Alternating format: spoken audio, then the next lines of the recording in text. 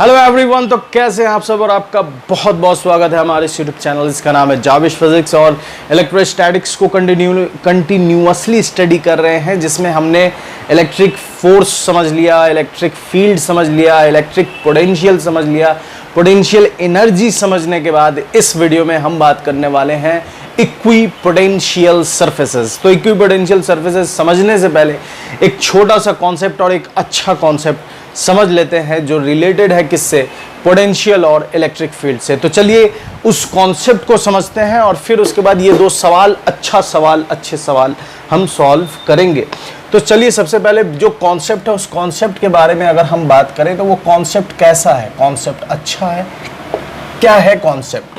ध्यान से देखिए, यहाँ पर हमने एक इलेक्ट्रिक फील्ड ले ली है। क्या ले ली है? Electric field. ठीक है भैया, इलेक्ट्रिक फील्ड ले ली है। और जो इलेक्ट्रिक फील्ड कैसी है? कांस्टेंट है। इलेक्ट्रिक फील्ड कैसी है? Constant electric field. और यहाँ पर दो पॉइंट है, ए, दूसरी पॉइंट है बी। दोनों के बीच की दूरी कितनी? डी। दोनों के बीच की दूरी कितनी? डी। बात समझ में आ रही?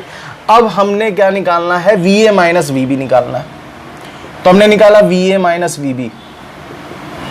तो VA माइनस VB क्या होगा? जाहिर सी बात है, हम पढ़ते आ रहे हैं EDR।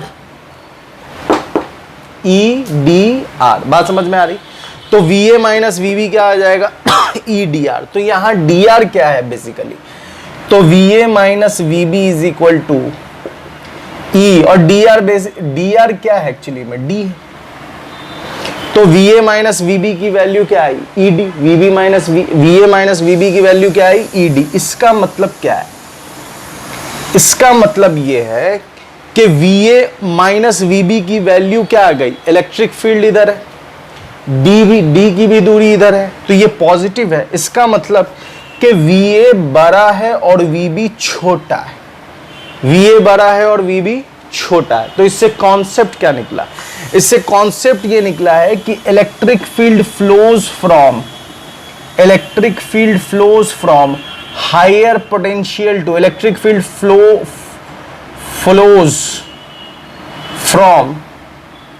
Higher potential to lower potential. ये दिमाग में रख लेना है हमेशा कि हायर पोटेंशियल से लोअर पोटेंशियल की तरफ इलेक्ट्रिक फील्ड फ्लो करती है या होती है।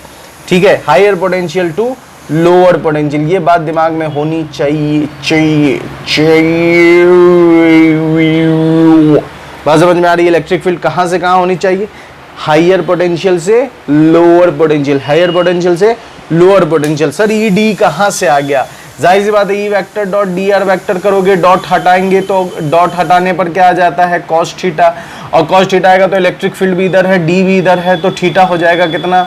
0 डिग्री। और कॉस 0 डिग्री की वैल्यू कितनी? 1, इसलिए डायरेक्ट आ गया ED। बात समझ में आ गई? तो ये कॉन्सेप्ट है। ठीक है, बात समझ में आ गई। अच्छा सर, इस कॉन्सेप्ट के बेसिस पर ये सवाल कैसे सॉल्व होगा? अब आइए सवाल सॉल्व करते हैं। अच्छा सवाल है, ठीक है। चलिए अब सवाल सॉल्व कर लेते हैं। ये अच्छा सवाल है। सबसे पहले निकालना है हमें VB माइनस VC। तो सबसे पहले मैं VA माइनस VC निकालता हूँ। चलिए सबसे पहले VA माइनस VC निकाल लो। तो VA माइनस VC अगर निकालें, सेकंड नंबर सबसे पहले मैं सॉल्व कर रहा हूँ, VA माइनस VC। तो VA माइनस VC कितना हो जाएगा? बोलो। इलेक्ट्रिक फील्ड कांस्टेंट है, तो इसके लिए इलेक्ट्रिक फील्ड भी इधर ही है और A भी इधर ही है, तो डायरेक्ट हो गया E0A आंसर। E0A पहला का आंसर। अरे तेरी के सर, ये तो कितना आसान है। अब दूसरा देखो, VB माइनस VA या VB। अब निकालो VB, ये निकालते हैं VB माइनस VC, ये निकालो। तो VB फॉर्मूला ये दिमाग में रखना है, थीटा भी होना चाहिए, थीटा भी दिमाग में। अब ध्यान से देखो, VB माइनस VC, तो VB ये पॉइंट है और VC ये पॉइंट है। ठीक है, तो VB माइनस VC। अब क्या करें? अब ध्यान से देखो, ध्यान से अगर तुम देखोगे तो तुम्हें पता चलेगा कि इस पॉइंट पर इलेक्ट्रिक फील्ड ऐसे है और इस पॉइंट पर भी इलेक्ट्रिक फील्ड ऐसे है। अगर बेहतर हो सके तो तुम इसका फिगर बना लो। क्या बना लो? फिगर। तो यहां पर VB माइनस VC क्या हो जाएगा, ED cos थीटा, प्रॉपर लिखेंगे ED cos थीटा, क्योंकि यहां एंगल का मसला फंस रहा है। यहां पर तो जीरो था, A और E0 इलेक्ट्रिक फील्ड दोनों पैरेलल थे, इस वजह से डायरेक्ट हमने लिख दिया E0 है। लेकिन यहां पर तो एंगल का फॉर्मूला मतलब ऐसे है और ऐसे जा रहा है, तो बेहतर है कि आप फिगर बना लो। ये कुछ ऐसा है, ठीक है, ये कुछ इस तरह से, एकदम ध्यान से समझो। यहां पर है B, यहां पर है C, यहां पर इलेक्ट्रिक फील्ड है इधर E0, ठीक है, और यहां पर भी इलेक्ट्रिक फील्ड है E0। और ये एंगल कितना है, ये एंगल कितना है 60 डिग्री, ये एंगल 60 डिग्री होगा ना, क्योंकि इक्विलेटरल ट्रायंगल है, इक्विलेटरल ट्रायंगल नहीं इक्विलेटरल ट्रायंगल है। अभी ये 60 है तो ये भी कितना हो जाएगा 60 डिग्री, ये कितना हो जाएगा 60 डिग्री। अब इलेक्ट्रिक फील्ड के दो कंपोनेंट कर लो, इलेक्ट्रिक फील्ड के दो कंपोनेंट करोगे तो इलेक्ट्रिक फील्ड के दो कंपोनेंट करोगे तो एक तुम्हारा आएगा इधर, इस तरफ आ जाएगा E0 cos 60 डिग्री, और एक आ जाएगा इस तरफ E0 sin 60 डिग्री। रिजोल्यूशन तो आता है ना, E0 sin 60 डिग्री। अब ध्यान से देखो, E0 cos 60 degree along A है, yes sir yes sir yes sir, आ गया। VB minus VC is equal to E0 cos 60, E0 cos 60 की वैल्यू बताओ 1/2, 1/2 पुट कर दिया, और ए आंसर आंसर्स। बात समझ में आ रही है? यस सर, ये तो कितना आसान था। अब VB minus V same to same, VB minus VB तुम खुद कर सकते हो, खुद कर सकते हो, पॉज करो और बनाओ। लोअर पोटेंशियल इधर लिख देता हूं, जगह बच जाएगा। चलो बनाओ जल्दी से, कॉपी कलम लेकर बैठो और बनाओ बनाओ, ताकि तुम्हारा नॉलेज हो जाए। अब ध्यान से देखो, ऐसे ही करो, VB माइनस V है, ये ऐसा बना दिया, यहाँ B है, यहाँ A है, दूरी A है, इलेक्ट्रिक फील्ड यहाँ पर इस तरफ E0, यहाँ पर इस तरफ E0, ये 60, तो ये 60। अब ध्यान से देखो, इलेक्ट्रिक फील्ड को तोड़ो, तो इलेक्ट्रिक फील्ड को तोड़ोगे तो इधर आएगा E0 cos 60 डिग्री, और इधर आ जाएगा E0 sin 60 डिग्री। तो E0 60 डिग्री, वही आंसर तो यही होगा, तो इसका भी आंसर यही होगा। VB minus VC, VB minus VC की वैल्यू, ठीक है, VB माइनस VC की वैल्यू कितनी आ जाएगी, तो VB माइनस VC की वैल्यू आ जाएगी माइनस E0 2/A। सर ये माइनस कहां से आ गया? ध्यान से देखो, हमने इसको रिजॉल्व किया ना, इसको रिजॉल्व किया है, और क्या निकालना है, VB minus VA, VB B से A आना है, तो A तो इधर हो जाएगा, मतलब VB A हम इधर ले रहे हैं, लेकिन E उधर जा रहा है। बात समझ में आई? VB माइनस B से A घटाना है, लेकिन इलेक्ट्रिक फील्ड A से B जा रहा है। पॉइंट पकड़िए, B से A घटाना है, लेकिन इलेक्ट्रिक फील्ड A से B की तरफ जा रहा है, इस वजह से यहां क्या आ जाएगा माइनस। या फिर आप इसे, ये 60 है तो ये 120 है, तो ये 120 है तो इधर आ जाएगा इस तरफ E0 cos 120, और cos 120 कितना होता है -1/2। बात समझ में आ रही है? -1/2 तो वैसे भी आ जाएगा। बात समझ में आ रही? तो यहां आ गया VB माइनस VC। यहां निगेटिव क्यों नहीं आया? क्योंकि यहां क्या निकालना था हमें, VB माइनस VC निकालना था, तो B से C निकालना था, और इलेक्ट्रिक फील्ड भी B to C आया, इसलिए ये पॉजिटिव है, लेकिन इस वाले में नेगेटिव हो गया। बात समझ में आ रही है? अब ये एक अच्छा सवाल है, पहले आप इतना नोट करो, फिर मैं आपको वो बताता हूं, ये वाला सवाल बताता हूं। पहले नोट कर लो फर्स्ट क्लास अंदाज में, एकदम बेहतरीन। देखो उसको सॉल्व कर रहा हूं मैं, ठीक है। VB हमें निकालना है VA माइनस VB, तो इसको क्या करेंगे, ध्यान से देखिए, ये 45 डिग्री है, ये मैं लिखना भूल गया हूं, ये 45 डिग्री है, ठीक है, ये 45 डिग्री है, ये 45 डिग्री है, ठीक है। तो अब इसको रिजॉल्व करो, E0 को रिजॉल्व करो, तो E0 को क्या लिख सकते हैं, E0 वेक्टर को क्या लिख सकते हैं, E0 cos 45 i cap plus E nought sine 45 J cap, ऐसा लिख सकते हैं रिजॉल्व करने पर, बिल्कुल लिख सकते हैं रिजॉल्व करने पर।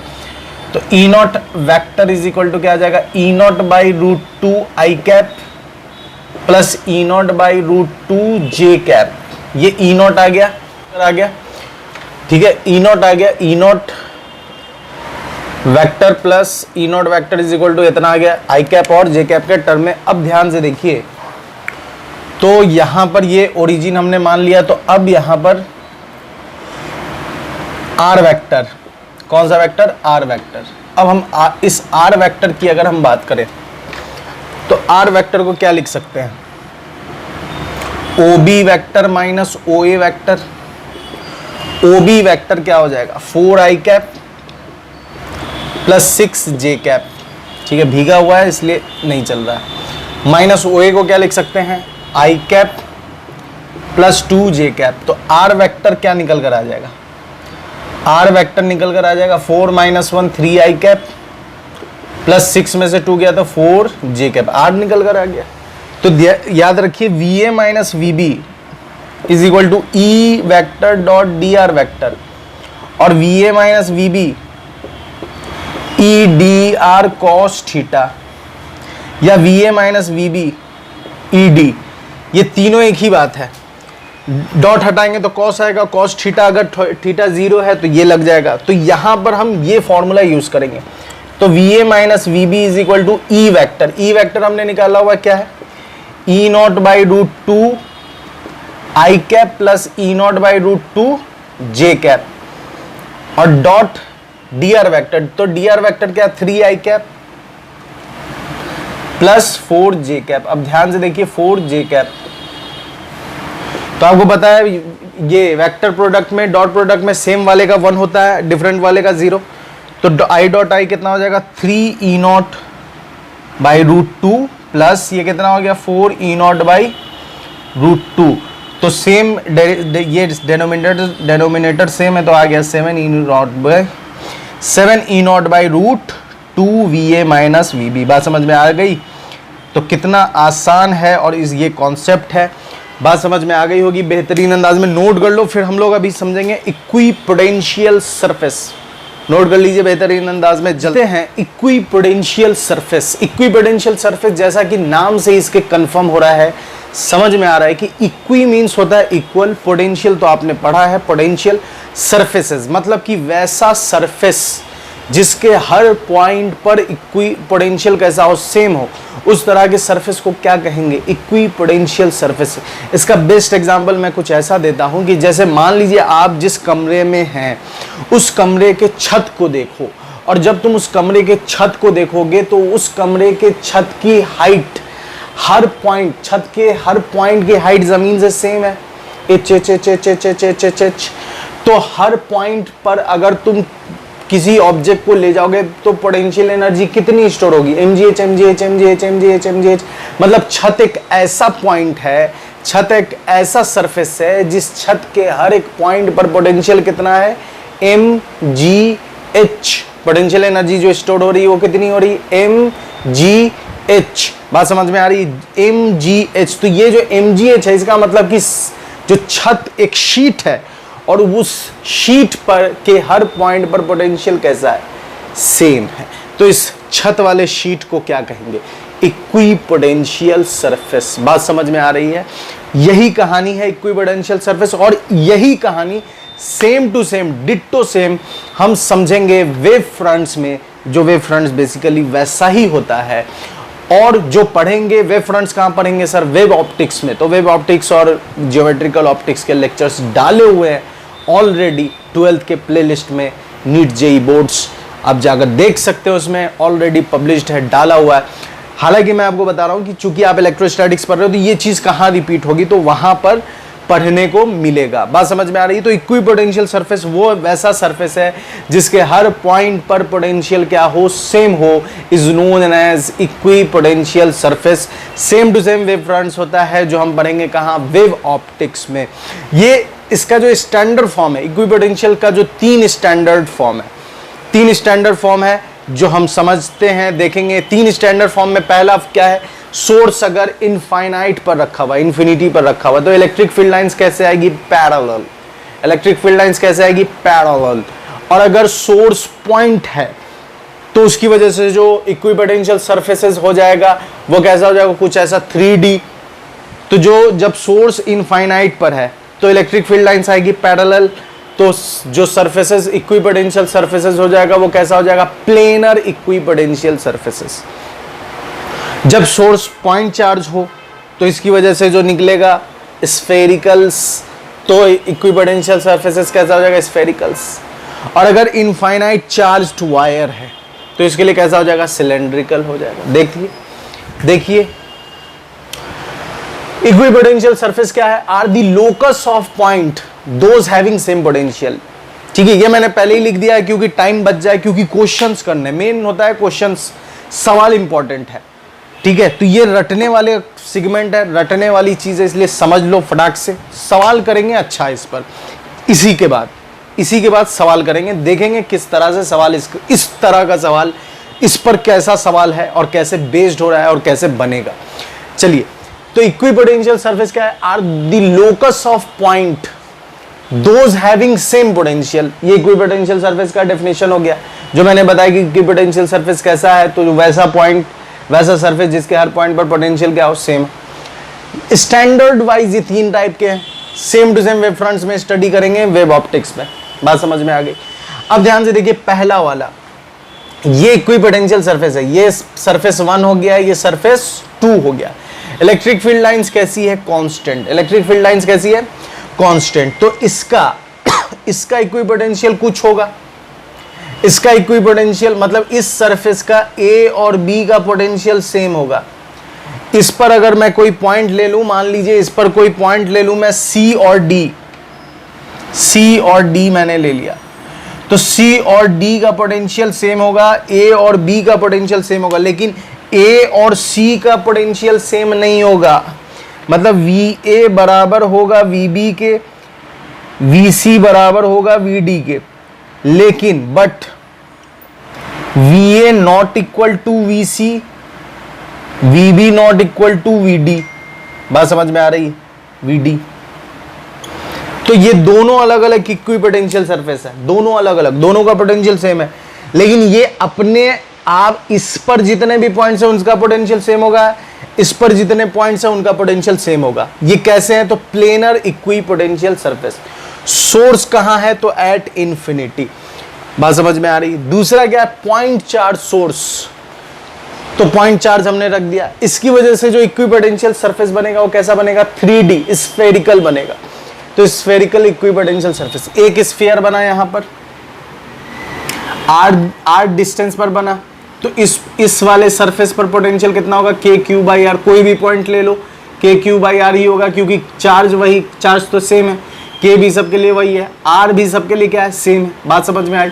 दूसरा हमने लिया, दूसरा स्फेरिकल सरफेस लिया 2R पर, तो इसका पोटेंशियल कितना हो जाएगा? V बराबर KQ/2R। तो ये और ये दो अलग सरफेसेस हैं, दोनों हैं इक्विपोटेंशियल, लेकिन इन दोनों का पोटेंशियल सेम नहीं। इसके हर पॉइंट पर KQ/R और इसके हर पॉइंट पर KQ/2R। बात समझ में आ रही है? और दूसरी चीज कि सरफेस, इक्विपोटेंशियल सरफेस पर जो इलेक्ट्रिक फील्ड होगा वो हमेशा क्या होगा? नॉर्मल होगा। बात समझ में आ रही है? इलेक्ट्रिक फील्ड लाइंस नॉर्मली पास करता है किससे? इक्विपोटेंशियल सरफेस से। बात समझ में आ रही? उसके बाद ध्यान से देखो, तो लाइन सोर्स है, क्या है? Line source, infinite charge wire. ठीक है, ये चार्ज वायर है, इस पर चार्ज कितना है? Lambda coulomb per metre. तो इसकी वजह से जो इक्विपोटेंशियल सरफेस बन रहा है वो सिलेंड्रिकल बन रहा है। एक मान लो A रेडियस वाला बना, या इस पर भी R और 2R ले लो, एक R रेडियस वाला बना, दूसरा कितने रेडियस वाला बना है? दूसरा 2R वाला बना। और ध्यान से देखिए इलेक्ट्रिक फील्ड लाइंस कैसी निकल रही? नॉर्मली निकल रही है। ये electric field lines E vector normally निकल रही है। तो इक्विपोटेंशियल सरफेस कैसा हो गया? सिलेंड्रिकल। इक्विपोटेंशियल सरफेस कैसा हो गया इसके लिए? सिलेंड्रिकल। पॉइंट सोर्स के लिए कैसा हो जाएगा? स्फेरिकल। और इनफाइनाइट पर अगर सोर्स रखा हो तो कैसा हो जाएगा? प्लेनर हो जाएगा। और सब में कॉमन चीज क्या है कि इलेक्ट्रिक फील्ड लाइन से इस सरफेस से कैसी निकलेगी? नॉर्मल निकलेगी। तो 2 पॉइंट समझिए। अब एक पॉइंट और समझिए कि ये इक्विपोटेंशियल सरफेस है। अगर मैं कोई चार्ज मान लो 1 कूलम को इस B से 1 कूलम को मान लीजिए कि मैं B से A पर लाऊं तो वर्क डन हो जाएगा 0। क्यों वर्क डन हो जाएगा? क्योंकि वर्क डन का फॉर्मूला होता है Q डेल्टा V। तो डेल्टा V तो 0 हो गया ना, डेल्टा V हो गया 0, तो वर्क डन भी कितना हो जाएगा? 0। डेल्टा V 0 क्यों है? क्योंकि पोटेंशियल सेम है, हर पॉइंट का पोटेंशियल सेम है। तो हर पॉइंट का पोटेंशियल जब सेम होगा तो चेंज इन पोटेंशियल कितना हो जाएगा? 0। हर पॉइंट का पोटेंशियल सेम है तो चेंज इन पोटेंशियल कितना हो जाएगा? 0। और जब 0 हो गया तो वर्क डन कितना हो जाएगा? 0। अब इस पॉइंट्स को समझ लेते हैं, फिर क्वेश्चंस करेंगे। कहता है electric field lines are always perpendicular to the equipotential surfaces. बात समझ में आ रही कि electric field lines are always कैसा है? Perpendicular to the equipotential surface. ये बात समझ में आ गई। दूसरा, work done in moving a charge from one point to another point on a same equipotential surface is 0। ये मैंने बता दिया था। बिकॉज डेल्टा V क्या होगा? 0 होगा। नोट कर लो इसको फर्स्ट क्लास अंदाज में। अभी क्वेश्चन ही करना है, सिर्फ क्वेश्चन नोट कीजिए इसे। चलो देखो यहां पर कुछ क्वेश्चंस है, कुछ क्वेश्चंस इक्विपोटेंशियल सरफेसेस से रिलेटेड किस तरह से बनेंगे। सबसे पहला सवाल कह रहा है फाइंड ई वेक्टर फाइंड करना है। तो ये पोटेंशियल इक्विपोटेंशियल सरफेसेस दिए गए हैं। पहला इक्विपोटेंशियल सरफेस जिसका पोटेंशियल है 20 वोल्ट, दूसरा इक्विपोटेंशियल जिसका पोटेंशियल है 10 वोल्ट, और तीसरा जिसका 0 वोल्ट, और सारे इक्विपोटेंशियल 10 सेंटीमीटर पर सेपरेट किए गए। ठीक है, आपसे पूछ रहा है इलेक्ट्रिक फील्ड कितना होगा। तो इस फिगर को, इसका सॉल्यूशन यहां कर रहे हैं हम लोग। हमने यहां पर उसे ही एज इट इज फिर से बना लिया। ठीक है, 20 वोल्ट हो गया, ये 10 वोल्ट हो गया, ये 0 वोल्ट हो गया, ये कितना है? 10 सेंटीमीटर, ये कितना है? 10 सेंटीमीटर। बात समझ में आई? अब ध्यान से देखिए, अभी जस्ट हमने क्या पढ़ा है? अभी जस्ट हमने पढ़ा है कि इलेक्ट्रिक फील्ड लाइंस नॉर्मली होगा इक्विपोटेंशियल सरफेसेस से। तो इसका मतलब कि ये ऐसा होगा कुछ,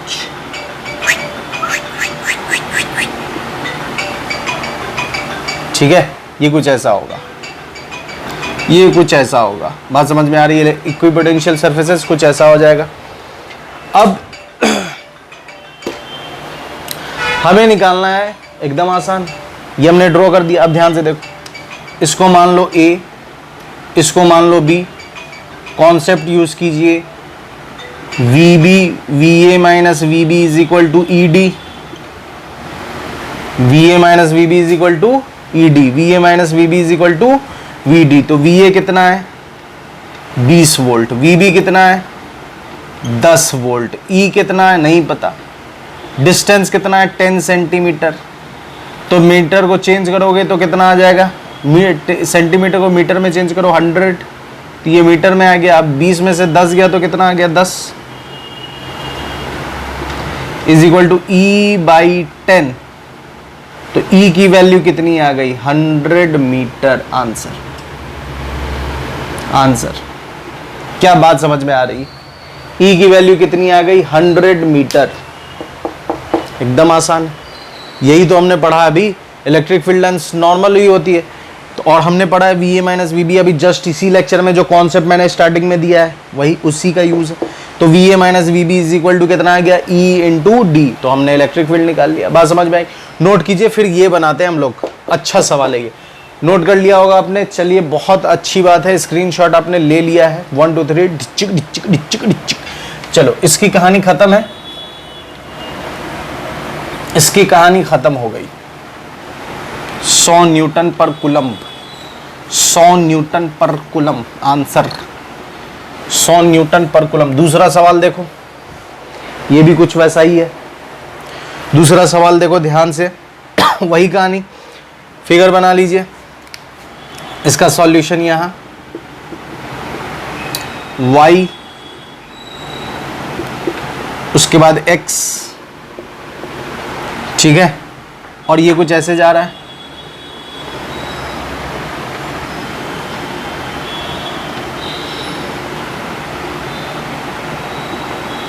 ठीक है, 20 वोल्ट, 10 वोल्ट, 0 वोल्ट, ये कितना है 10 सेंटीमीटर, 10 सेंटीमीटर, यहां से यहां 10 सेंटीमीटर, ठीक है। अब वही कहानी, इलेक्ट्रिक फील्ड लाइंस नॉर्मल, तो ये ऐसे है तो इलेक्ट्रिक फील्ड लाइंस ऐसे जाएगी नॉर्मल,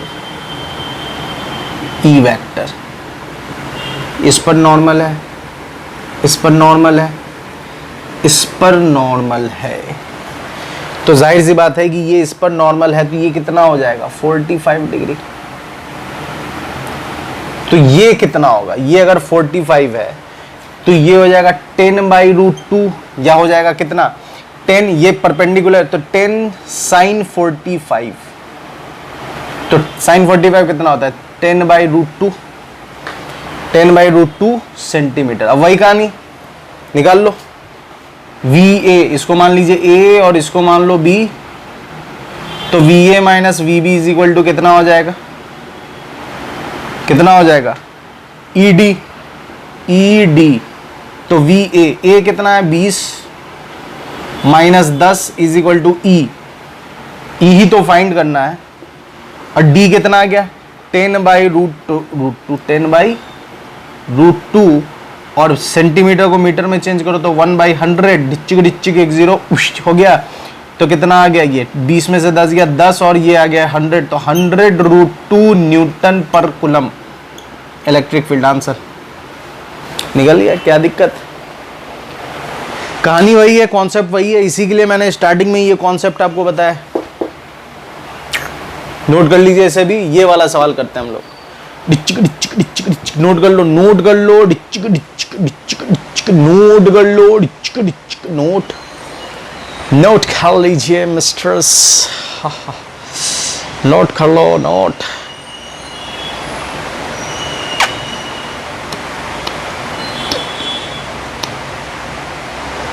चलिए नोट कर लिया आपने, मिटा दो इसे भी।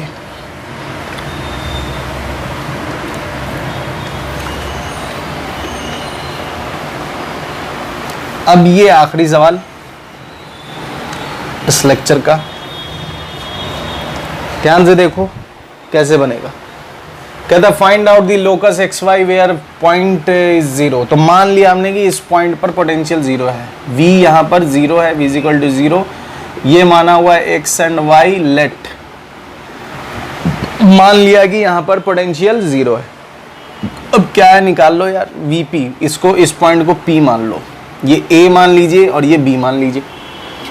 तो VP पर जो पोटेंशियल होगा वो P पर A की वजह से होगा प्लस P पर B की वजह से होगा, लेकिन पोटेंशियल P पर हमने कितना माना 0, तो P पर A की वजह से निकाल लो कितना हो जाएगा, तो K-2Q/, है ना, क्या हो जाएगा X माइनस, क्योंकि Y तो Y कोऑर्डिनेट 0, तो कितना हो जाएगा √ X माइनस मतलब X प्लस A का होल स्क्वायर, ठीक है, माइनस, ठीक है, यप, हाँ Y स्क्वायर, यही होगा। डिस्टेंस फॉर्मूला यूज कीजिए, x2 minus x1 square √ plus y2, यही है, प्लस VPB कितना हो जाएगा KQ/, ठीक है, इसका लगाओ आप, इसके लिए लगा रहे, कितना हो जाएगा ये √ X माइनस A का whole square plus Y square. अब क्या है दोनों तरफ, दोनों में क्या कॉमन है, KQ कॉमन लेके इधर भेज दो तो 0, तो 0 बराबर सिर्फ क्या बचा, सिर्फ बच रहा है -2/√X प्लस A का whole square plus Y square plus 1/√X minus A का whole square plus Y square, ठीक है। अब दोनों तरफ स्क्वायरिंग कर दीजिए, या इसको एक तरफ इधर भेज दो तो कितना हो जाएगा, ये आ जाएगा 2/, एक को इधर भेज दो तो आ जाएगा 2, रूट में आगे पॉजिटिव, X प्लस A का whole square plus Y square is equal to 1/X minus A का whole square plus Y square, दोनों तरफ स्क्वायरिंग कर दो, तो ये आ गया 4/X x प्लस ए का whole square plus Y square, maths है पूरा, pure maths. 1/x minus A का whole square plus Y square, cross multiply कर दो, 4y square plus 4x square plus 4a square minus 8ax, multiply भी कर दिया, इधर भेज भी दिया और 4 से मल्टीप्लाई भी कर दिया और इसका स्क्वायर भी तोड़ दिया एक ही लाइन में। आप समझदार हैं, आप समझ जाइएगा, मुझे पता है। अब इसको इधर भेज दो तो कितना हो जाएगा, x square plus a square plus 2ax plus Y square. अब ध्यान से देखो, कोई डिच्चिक डिच्चिक होगा, कोई डिच्चिक डिच्चिक नहीं होगा। तो एक तरफ अब ध्यान से देखो, भेजते चलो, इधर भेजते चलो। तो सबसे पहले 4x है, 1x भेजोगे तो कितना आ जाएगा 3x स्क्वायर, x का काम खत्म। a भेजो तो कितना हो जाएगा 3a स्क्वायर, y भेजो तो हो जाएगा 3y स्क्वायर, ठीक है। उसके बाद ये भेजोगे तो minus 10x is equal to 0, सब हो गया। अब ये इक्वेशन आ गया, इसको सॉल्व कर देना था, या यही आंसर है। बात समझ में आ रही है? तो किस तरह से इक्विपोटेंशियल से पहले हमने कॉन्सेप्ट समझा, VA minus VB is equal to E D R, E vector dot D R vector, और उसके बाद हमने इक्विपोटेंशियल सरफेस समझा और फिर उससे हमने किए कुछ क्वेश्चंस को सॉल्व। तो इसके नेक्स्ट वीडियो में हम बात करने वाले हैं इलेक्ट्रिक डाइपोल, और उसी के साथ इलेक्ट्रोस्टैटिक्स 1 कंप्लीट हो जाएगा, जो प्योर मैकेनिक्स के ऊपर बेस्ड था, खत्म। और उस डाइपोल के बाद हम लोग पढ़ेंगे फ्लक्स, गॉस थ्योरम और प्रॉपर्टीज ऑफ कंडक्टर्स और इंसुलेटर, और फिर बहुत सारी अच्छी चीज़ें, पोटेंशियल, मतलब बेसिकली इन कंडक्टर्स के ऊपर बात होगी उस सेगमेंट में, इलेक्ट्रोस्टैटिक्स 2 में। तो इसका नेक्स्ट वीडियो डाइपोल यहाँ डिस्प्ले हो रहा है, आप जाकर देख सकते हैं। और मेरे साथ बने रहने के लिए बहुत बहुत शुक्रिया, अपना ख्याल रखें, good bye and thank you so much for being with me.